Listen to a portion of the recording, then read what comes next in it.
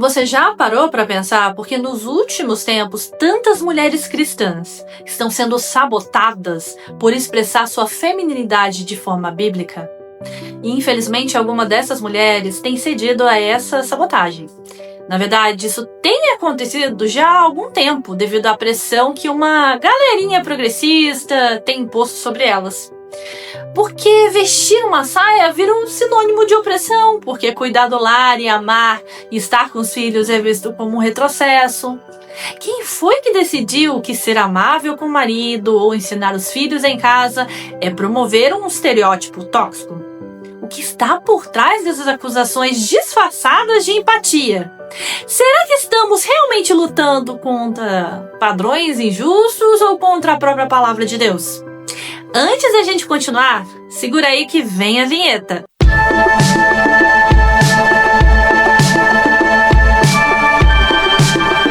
Olá, questionadores! Sejam muito bem-vindos ao meu canal Penso Logo Questiono. Eu sou a Gabriela e estou aqui com vocês toda segunda, quarta e sexta. Se você é novo no canal, não deixe de se inscrever e acompanhar. Também aproveita e já deixa seu like e o comentário para mim, beleza? Agora, bora pro vídeo! Hoje nós vamos olhar para o que a Bíblia realmente ensina sobre a feminilidade e desmascarar as mentiras que têm tentado distorcer esse plano tão belo de Deus. Porque sim, existe uma diferença entre viver com leveza e viver sobre um jugo que Deus nunca colocou sobre nós. A verdade é que muitos cristãos têm sido influenciados por um discurso progressista que rejeita a feminilidade como algo ultrapassado ou até mesmo nocivo. Rosaria Butterfield, autora e ex-professora de estudos femininos, afirma que enquanto o mundo está pulando fora do barco feminista, a igreja está subindo nele. Isso acontece porque muitos acreditam erroneamente que o plano de Deus para homens e mulheres é pesado, estereotipado e até opressor. Mas será mesmo? Quando olhamos para Gênesis, capítulo 1, versículo 27, diz: criou Deus o homem à sua imagem, a imagem de Deus o criou, homem e mulher os criou. Vemos nesse versículo que Deus criou homem e mulher à sua imagem. E isso não é um peso, é um privilégio. Refletimos o Criador quando abraçamos com alegria o papel que Ele nos confiou. Não é uma prisão, é um chamado. Ana Campanholo afirma: são as diferenças entre o homem e a mulher que tornam um essencial ao outro. Ou seja, nós temos papéis distintos nessa história, mas também complementares. Deus concedeu alguns papéis exclusivamente aos homens e outros às mulheres. Mas quando desejamos o papel que Deus deu ao outro, abrimos espaço para a rebelião e o pecado. E é exatamente isso que o feminismo, mesmo dentro da igreja, tem promovido: uma rejeição sutil, porém profunda do que Deus estabeleceu. Hoje, muitos não se dizem feministas, mas se declaram igualitaristas e negam as diferenças de papel entre homem e mulher como se isso fosse algo ruim.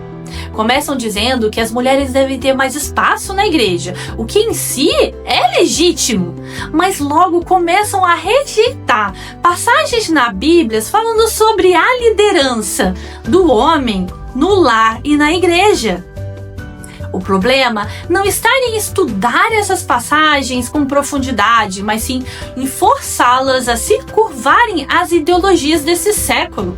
E é aí que mora o perigo, é quando essa cultura começa a moldar a nossa teologia, e não o contrário.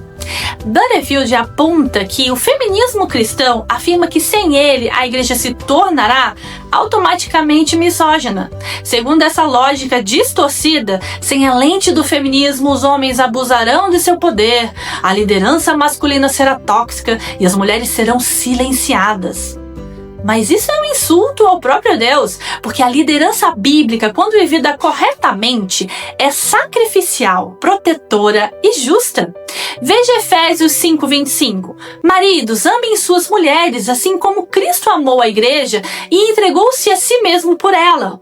O padrão é o amor de Cristo, e a mulher que vive sobre esse tipo de liderança não está sendo oprimida, mas protegida e honrada.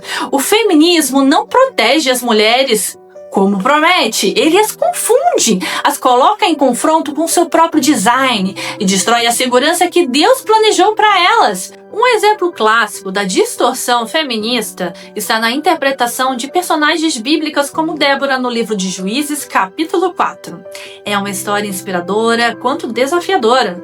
Não deve ser vista como uma prova de capacidade feminina para liderar um exército, que a priori seria responsabilidade de um homem. Na verdade, ela demonstra o que ocorre quando os homens rejeitam o papel que Deus lhes confiou. Isso fica claro quando Deus não permite que Baraque vença o inimigo de Israel, levantando Jael para cumprir essa missão. A trajetória de Débora não foi um modelo normativo, mas sim uma exceção, uma situação extraordinária. Quando os homens deixam de assumir sua responsabilidade, Deus ainda cumpre seus propósitos. Mas o plano inicial sempre foi que o homem exercesse esse tipo de liderança com coragem, e a mulher seria então seu apoio idôneo. Da mesma forma, Provérbios 31 é atacado por feministas ou grupos mais progressistas, pois alegam que é errado enfatizar Provérbios 31 como um exemplo a ser seguido por mulheres cristãs, dizendo que apontar para essa passagem cria culpa porque nenhuma mulher consegue fazer o que está descrito ali, mas ao mesmo tempo é usado por elas quando convém. O problema não é o texto, é a leitura seletiva que fazem dele. E aqui vale abrir um parênteses importante. Quando falamos sobre o chamado da mulher para cuidar do lar, não estamos dizendo que toda mulher deve obrigatoriamente ficar em casa o tempo todo ou que trabalhar fora seja errado. Eu não tenho a pretensão de questionar mulheres que precisam trabalhar fora. Isso é compreensível e sabemos que para muitas famílias é uma necessidade real para complementar a renda. Essa não é a questão. O ponto é, qual é o foco do nosso coração? Estamos vivendo para a glória de Deus ou estamos tentando adaptar os princípios bíblicos ao molde do mundo moderno? A mulher de Provérbios 31 trabalhava, sim, mas o propósito do seu trabalho era abençoar o seu lar. Ela edificava sua casa com sabedoria e não negligenciava o chamado de Deus.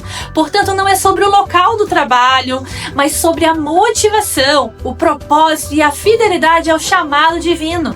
Para muitas mulheres cristãs, os ensinamentos bíblicos podem parecer rígidos, difíceis de aceitar, até mesmo injustos ou ultrapassados. No entanto, o verdadeiro problema não está no padrão estabelecido por Deus. Os mandamentos divinos nunca foram feitos para oprimir. Eles refletem o amor de Deus por nós. Se a dificuldade não está nas leis de Deus, então onde está a raiz do problema? Está na nossa própria resposta, marcada pelo pecado. Mas quando somos cheios do Espírito Santo, aquilo que parecia impossível se torna belo. A mulher que cuida do seu lar, ama a sua família e cultiva a piedade com modéstia e honra, não está presa a um século passado. Ela está cumprindo um chamado eterno. Isso pode incluir saias, vestidos, mas vai muito além da aparência. A verdadeira feminilidade se manifesta em frutos do Espírito: amor, bondade, domínio próprio, sabedoria. E isso é poderosíssimo. Outra grande armadilha de igualitarismo é fazer parecer que a liderança masculina é um mal a ser evitado. Mas não é isso que a Bíblia ensina. O chamado do homem para liderar é uma bênção, não uma tirania. Quando vivemos isso em casa, vemos filhos protegidos, esposas encorajadas e uma igreja saudável. O patriarcado bíblico, e não o distorcido que o mundo criou, é sobre homens piedosos, cuidando, provendo e sacrificando-se por suas famílias.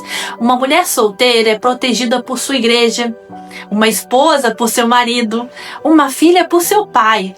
Isso não é opressão. Isso é cuidado de Deus se manifestando através das estruturas que Ele mesmo criou. Feminilidade bíblica não é ser frágil ou passiva. É ser forte com a força de Cristo. É dizer não ao mundo e sim à cruz e viver com ousadia, santidade e sabedoria. O igualitarismo é uma tentativa de colocar a mentalidade deste século na Bíblia. Mas a Bíblia não muda de acordo com o tempo em que vivemos. A Bíblia é a palavra de Deus, inerrante, infalível, que não muda. Céus e terra passarão, mas as minhas palavras jamais passarão. Então, minha irmã, não se envergonhe do padrão de Deus. Viva com coragem, com temor e com alegria. Lembre-se do que diz o Salmo 118, versículo 6. O Senhor está comigo, não temerei. O que me podem fazer os homens? Ou as feministas. A feminilidade bíblica não é um fardo, é uma expressão gloriosa da graça de Deus em você. Muito obrigada por ficar comigo até o final. Espero que essa mensagem tenha falado de alguma forma com você e te encoraje a ser a pessoa que Deus quer que você seja de fato. Nos vemos no próximo vídeo. Fique com Deus. Abraços. Tchau, tchau.